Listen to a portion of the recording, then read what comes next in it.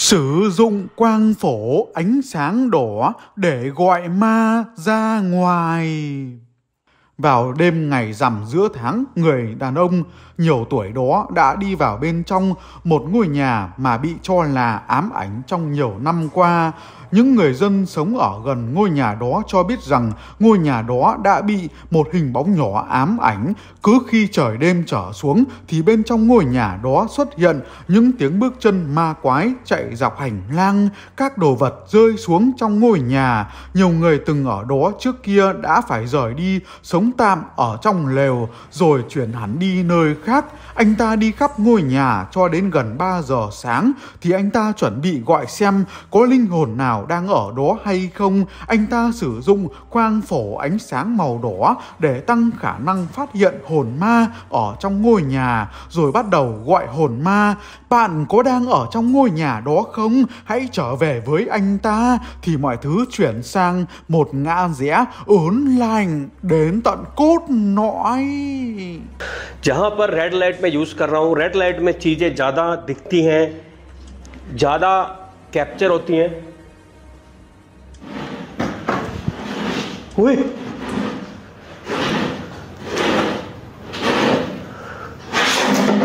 ओ तेरा भला हो। ओ ये देखो, क्लियरली दिखता नहीं है।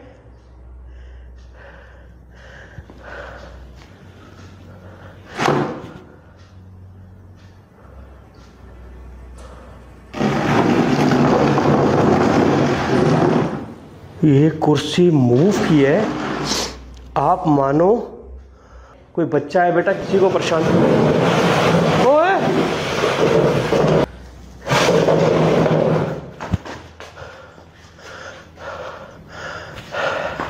मैं डरता नहीं हूं, कोई भी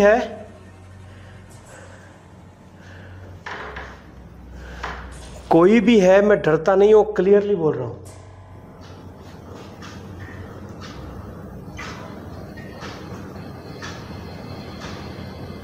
ओए, वो सामने देखो, कोई चीज पड़ी है, डंडा सा है, पता नहीं क्या है, हवा में उड़ता हुआ दिख रहा है सामने कैमरे में। वो देखो,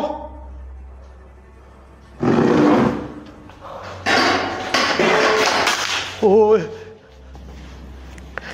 और ये देखो, जो भी चीज आप देख रहे हो ना, ये चीज मूव की है, ये भी मूव हुआ है।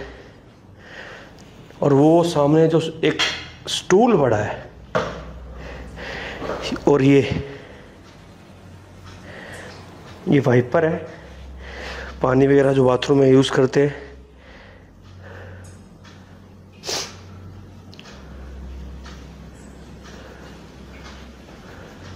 और ये देखो,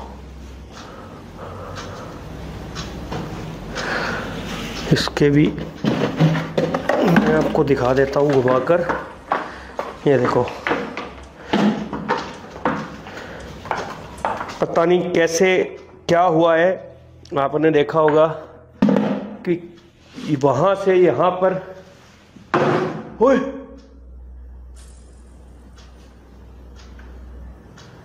क्या हुआ है?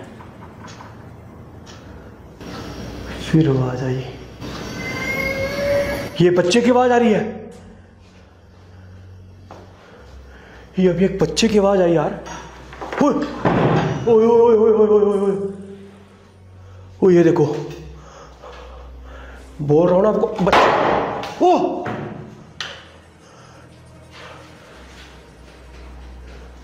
जैसे ही अभी मैं आपको बोलना शुरू किया है ना, बच्चे की आवाज आई अभी।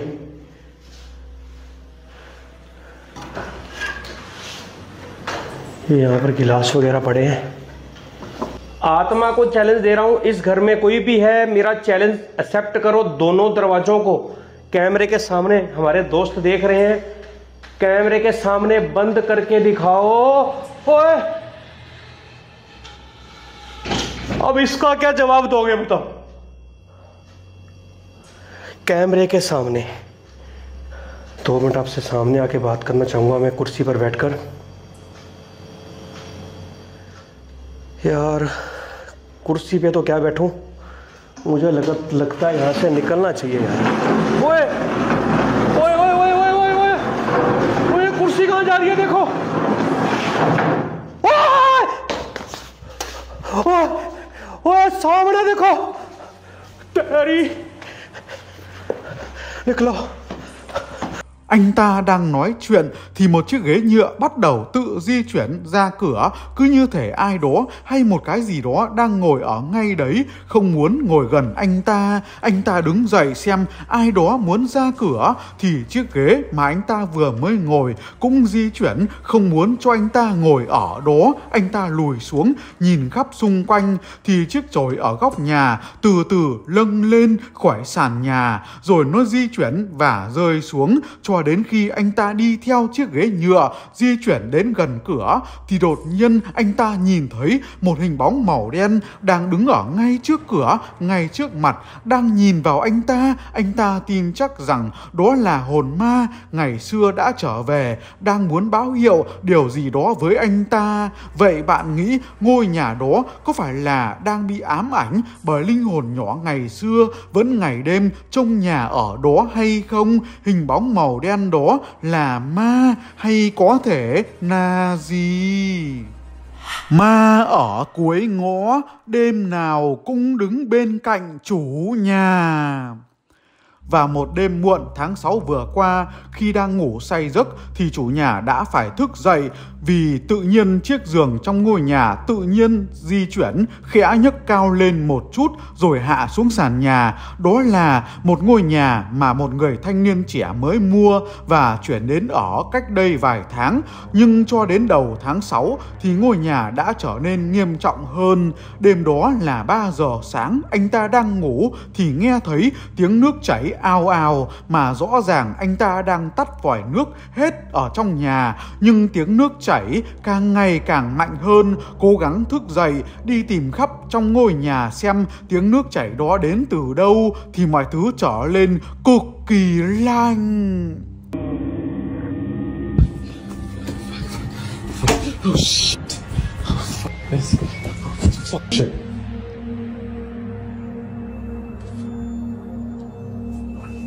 The fuck?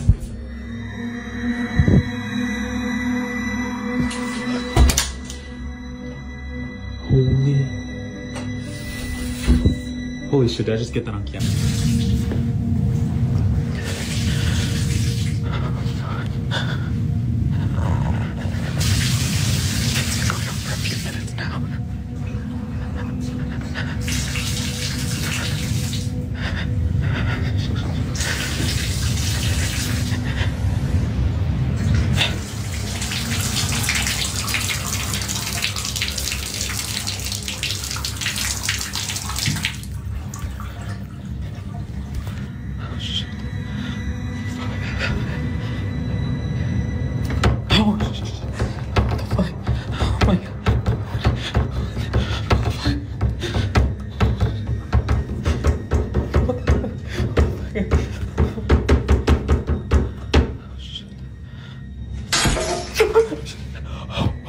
Shit. Oh, my shot glasses. Oh, fuck. Oh, fuck this, fuck this, fuck this.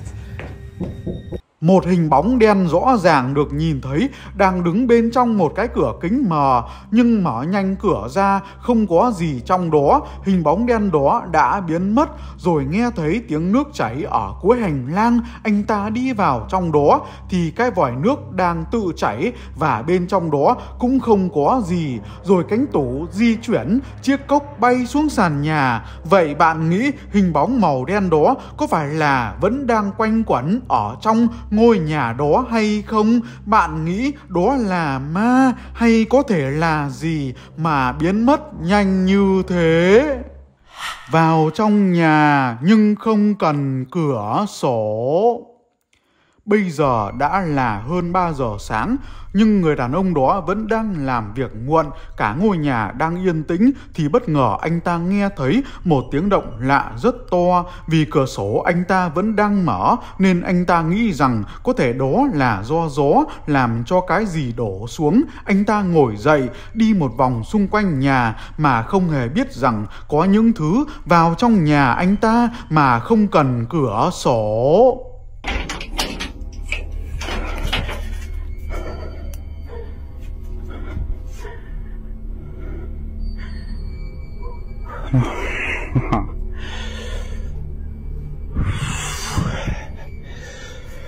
No entiendo qué.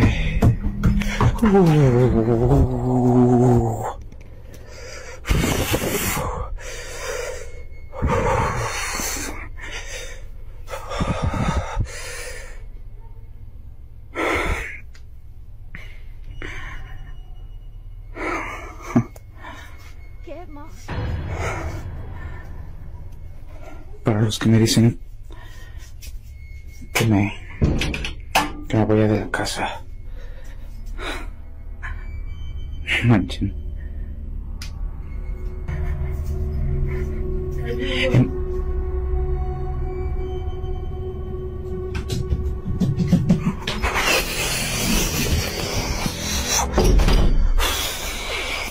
Anh ta đi ra cửa trước không thấy gì, rồi tiếng bước chân chạy trong ngôi nhà cứ như là chạy thẳng về phía anh ta, rồi gõ vào cánh cửa. Anh ta đi thẳng vào phòng ngủ và ở trong nhà cả đêm ngày hôm đó. Vậy bạn nghĩ cái gì đã vào trong nhà anh ta đêm hôm đó?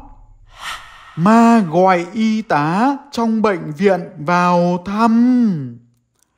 Một nữ y tá đang trực ca đêm ở bên trong một bệnh viện mà nhiều tin đồn trong những ngày gần đây. Các đồng nghiệp của cô cho biết rằng đã nhìn thấy những cái bóng trắng di chuyển ở trong hành lang trống. Một số bệnh nhân ở đó còn nói rằng nghe thấy giọng nói yếu ớt gọi tên mà không có ai ở đó. Mọi người đã an ủi với nhau rằng đấy có thể là do tưởng tượng khi thức đêm quá nhiều ở bên trong bệnh viện. Và một đêm muộn, một nữ y tá ở đó đang trực ca đêm, đang đi mang thuốc trong bệnh viện. Ban đầu là tiếng gọi thầm tên cô ấy ở trong hành lang trống rỗng. Cô ấy đi được một đoạn nữa thì có tiếng gầm gừ trầm lắng bảo cô ấy là hãy theo tôi và cho tôi ra ngoài. Cô gái đi theo tiếng gọi ở bên trong bệnh viện đó thì mọi thứ trở lên thực sự lành.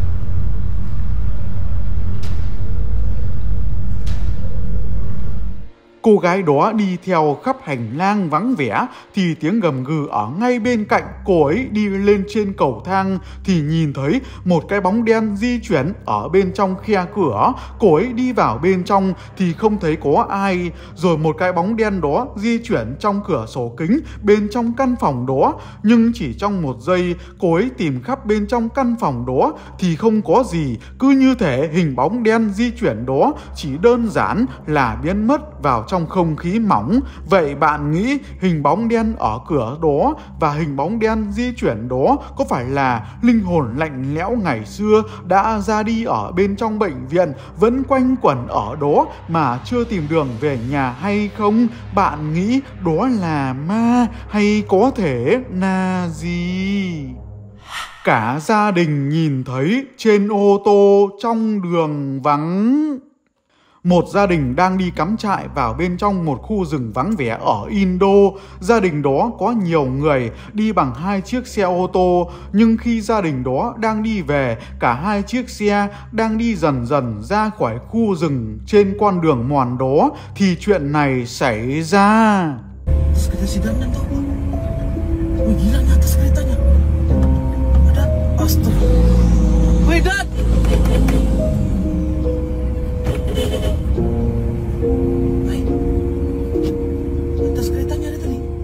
Bạn có trông thấy khi cả hai chiếc ô tô đang đi qua đoạn đường vắng thì những người bên trong chiếc xe phía sau đã nhìn thấy ai đó mờ tối, một hình bóng màu đen đang ngồi trên chiếc xe ô tô ở phía trước. Tất cả mọi người trong xe đã trông thấy và cố gắng nháy đèn và bấm còi để báo hiệu cho chiếc xe ở phía trước. Nhưng khi chiếc xe ô tô đó dừng xe thì hình bóng màu đen đang ngồi đó đã biến mất. Vậy bạn nghĩ đó có phải là một bóng ma lạc lõng đang cố gắng để đi nhờ xe hay không? Bạn nghĩ đó là ma hay có thể là gì? Bạn nghĩ rằng hình bóng đen ở trong cửa đó và hình bóng đen di chuyển trong cửa kính nhưng không có gì có phải là ma? Hình bóng màu đen ngồi trên ô tô rồi biến mất và hình bóng mờ đứng bên trong cửa nhưng mở cửa thì không có gì có phải là ma? Và chiếc ghế di chuyển đến gần hình bóng đang đứng ở trước cửa, nhìn theo anh ta bên trong ngôi nhà đó có phải là ma không? Tôi rất mong nhận được những lời nhận xét của bạn ở trong phần bình luận. Hãy đăng ký, chia sẻ cùng với mọi người. Chân thành biết ơn bạn.